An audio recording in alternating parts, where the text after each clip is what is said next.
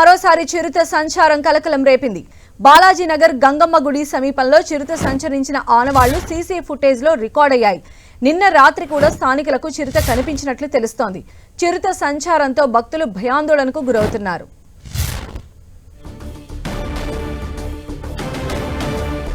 మరోసారి తిరుమలలో చిరుత సంచారానికి సంబంధించిన విజువల్స్ మనం చూడొచ్చు. నిన్న రాత్రి అక్కడ ఉన్నటువంటి స్థానిక భక్తులకు చిరుత కనిపించింది.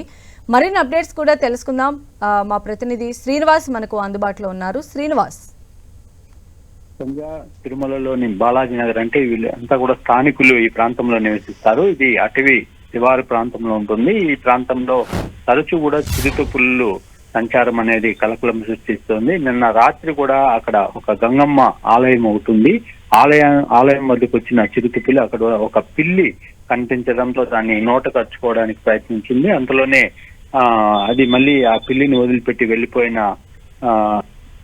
దృశ్యాలన్నీ కూడా సీసీ కెమెరాలో రికార్డ్ అయ్యాయి. అయితే ఆ ప్రాంతంలో ఉన్న స్థానికులందరూ కూడా భయాందోళన వ్యక్తం చేస్తున్న పరిస్థితి. అంటే కాలనీ శివారులో ఉండడంతో అక్కడ కంచె నిర్మాణం చేపట్టాలని ఎప్పటి నుంచో కూడా అక్కడ స్థానికులు కోరుతున్నారు. అయినప్పటికీ కూడా అటవీ శాఖ దాని మీద దృష్టి సారించలేదని స్థానికులు చెప్తున్న పరిస్థితి. మొత్తం మీద తరచూ కూడా ఆ ప్రాంతంలో చిరుతపులి సంచారం మొన్న వారం రోజుల క్రితం కూడా ఇటువైపు అంటే ఇప్పుడు జరిగింది ఈస్ట్ బాలాజీ నగర్, ఆ తర్వాత వెస్ట్ బాలాజీ నగర్ ప్రాంతంలో కూడా ఈ చిరుతపులి సంచారం అనేది గత కొన్ని రోజులుగా అయితే తరచూ జరుగుతుంది. అంటే స్థానికులను అలర్ట్ చేయడం కానీ, బోన్లను ఏర్పాటు చేయడం కానీ ఇలాంటివి ఏమన్నా చర్యలు చేపట్టారా అధికారులు?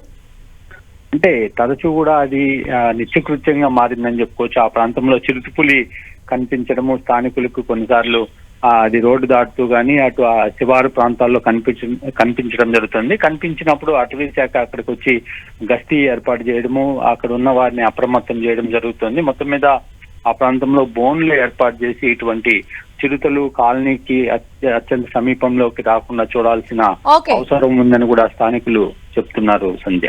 రైట్ శ్రీనివాస్.